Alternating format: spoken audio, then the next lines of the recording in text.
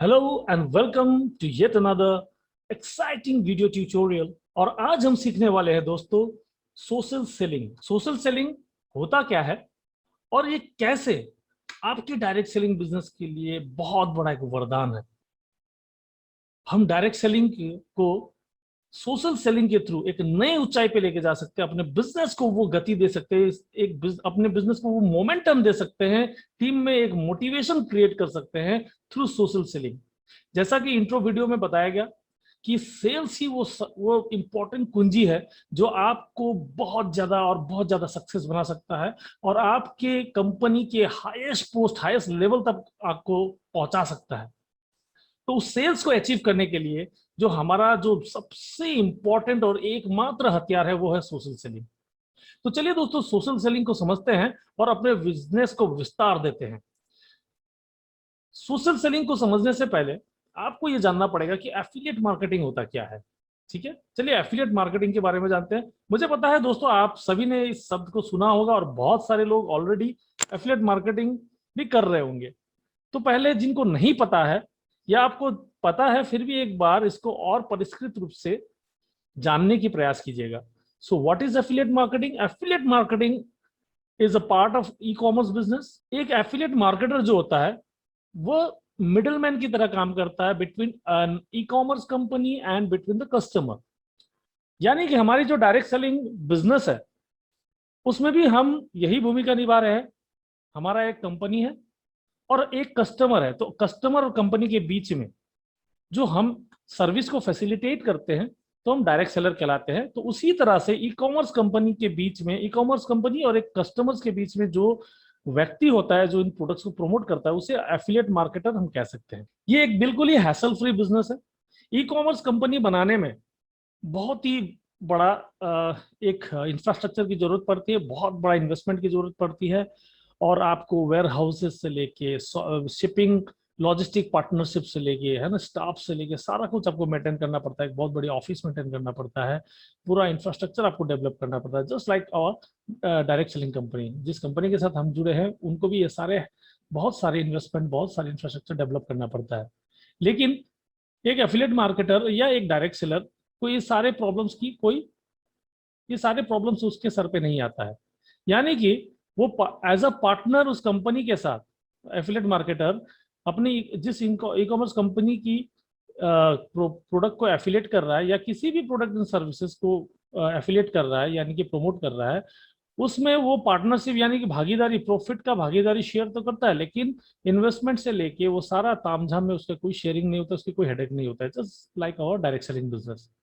तो हम यहाँ पर कैसे इस एफिलिएट मार्केटिंग को समझते हुए सोशल सेलिंग करेंगे, तो आपको मैंने बेसिक डिफरेंस बता दिया है। ई कॉमर्स बिजनेस, एक एफिलिएट मार्केटर किसी भी कंपनी का, जिस कंपनी के लिए वो एफिलिएट कर रहा है उस कंपनी के प्रोडक्ट्स के पिक्चर्स या उसके लिंक्स को अपने सोशल सर्किट में डिस्ट्रीब्यूट करता है या प्रमोट करता है। ठीक है, कोई कस्टमर जब उसको देखता है, उस प्रोडक्ट को देखता है, उसकी कॉपी को देखता है, उसकी फोटो को देखता है और इंटरेस्ट लेता है उस प्रोडक्ट के ऊपर, तो क्या करता है, उसको क्लिक करके उस प्रोडक्ट एंड सर्विसेज के वेबसाइट पे चला जाता है। एफिलिएट मार्केटर का काम सिर्फ इतना है कि अपने कस्टमर्स को, अपने लीड्स को या ट्रैफिक को उस वेबसाइट पे भेजा जाए जिस वेबसाइट के लिए वो एफिलिएट कर रहा है।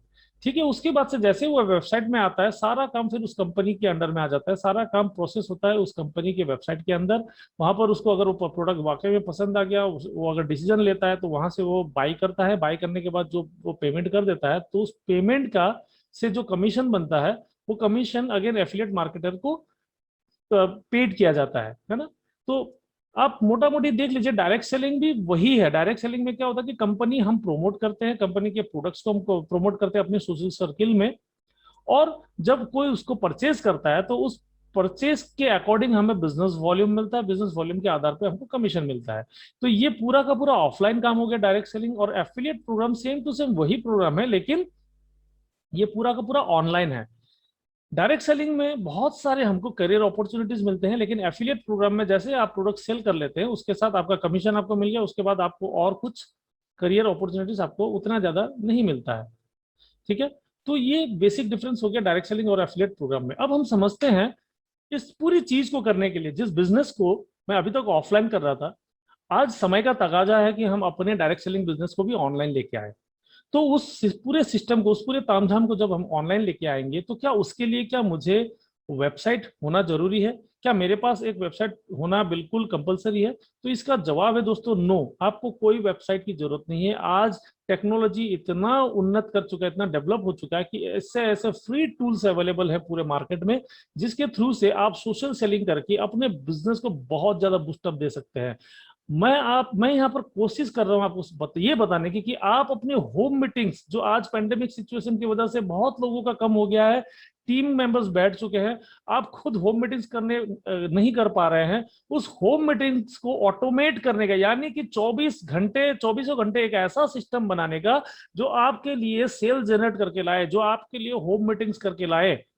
ठीक है, यानी कि आप सो भी रहे हैं तभी आपका ये सेल्स जनरेट होता रहेगा। आप 24 घंटे, आपका कोई डाउनलाइन 24 घंटे काम नहीं कर पाएगा, ना ही आप कर पाएंगे। लेकिन ये सिस्टम एक ऐसा ऑटोमेशन सिस्टम की बात कर रहा हूं जहां पर आपके लिए ये सेल्स करता रहेगा, करता रहेगा। तो इतनी बड़ी चीज करने के लिए आपको कोई वेबसाइट की जरूरत नहीं है दोस्तों। तो कौन सी चीज की जरूरत है हमें अपने बिजनेस को बिल्डअप करने के लिए?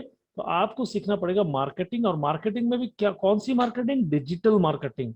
और आज इस कोर्स को जो आपने परचेज किया है, इस सारे एस्पेक्ट्स के ऊपर हम बात करेंगे कि कैसे आप डिजिटली अपने प्रोडक्ट्स को मार्केटिंग करेंगे और सेल्स को, होम मीटिंग्स को आप ऑटोमेट करेंगे। ठीक है, उसके बाद सेल्स, आपको मार्केटिंग की जरूरत है, डिजिटल मार्केटिंग आपको सीखनी पड़ेगी, और सेल्स आपको सीखना पड़ेगा। सेल्स आप कैसे करेंगे? Through social media. और इन पर्टिकुलर सोशल मीडिया में भी बहुत सारे प्लेटफॉर्म्स होते हैं दोस्तों। तो सोशल मीडिया में भी कौन सा प्लेटफॉर्म आपको यूज करना है? वो है आपका व्हाट्सएप। सिर्फ और सिर्फ व्हाट्सएप के थ्रू हम बहुत बड़ा बिजनेस खड़ा कर सकते हैं। तो आइए दोस्तों जानते हैं कि ई कॉमर्स का साइज कितना है। जो जिस बिजनेस को हम ऑनलाइन लेके आना चाहते हैं, यानी कि इलेक्ट्रॉनिक प्लेटफॉर्म में हम लेके आना चाहते हैं, उसकी साइज कितनी, उसकी मार्केट साइज कितनी है दोस्तों? 2014 से, मतलब अमूमन शुरू हुआ, उससे पहले भी ई कॉमर्स थी इंडिया में, लेकिन 2014 से एक वॉल्यूम, अच्छा वॉल्यूम जनरेट होने लगा। तो इंडिया की अगर मैं बात करूं तो $14 बिलियन की 2014 में उन्होंने एक माइलस्टोन स्थापित किया था। $14 बिलियन की बिजनेस किया था 2014 में। उसके बाद बढ़ते बढ़ते आज 2021 में जो पहला क्वार्टर बिताया, उसमें 84 बिलियन का बिजनेस हो चुका है। ठीक है, लेकिन 2025 में 188 बिलियन इस मार्केट का जाने का फोरकास्ट किया गया है। जो हम 2025 में नेटवर्क मार्केटिंग को 65,000 करोड़ में जाने की बात कर रहे हैं ना, उससे कहीं गुना ज्यादा अकेला ये इंडस्ट्री, इलेक्ट्रॉनिक कॉमर्स यानी कि ई कॉमर्स, 188 बिलियन का होने वाला है इंडिया के अंदर। अब यहाँ 84 बिलियन से 188 बिलियन डॉलर्स में ये जंप कैसे कर रहा है? Just because social selling, e commerce के साथ अभी सोशल सेलिंग कंबाइन होने वाला है। अगर सिर्फ ई कॉमर्स, अमेजोन, फ्लिपकार्ट, अन्य इस तरह की बहुत सारे ऑनलाइन शॉपिंग्स है पोर्टल से, उनकी सारी बात करूं तो वो अकेला इतने बड़े आंकड़े को जंप नहीं कर पाएगा। सोशल सेलिंग के थ्रू वो जाएगा। अभी सोशल सेलिंग क्या है, सोशल सेलिंग थ्रू व्हाट्सएप क्या है, वो बाद में आने वाली स्लाइड में सीखेंगे। तो इतना जान लीजिए कि हम अगर डायरेक्ट सेलिंग, जो इतना बड़ा व्यापार 2025 तक जाने वाला है, उसके साथ इस ट्रेंड को भी, इस टेक्नोलॉजी के साथ भी हम अपने डायरेक्ट सेलिंग को ऐड कर देते हैं, तो हम वाकई में बहुत बड़ा गेनर बनने वाले हैं। तो ट्रेंड को समझिए, ट्रेंड को पकड़िए दोस्तों।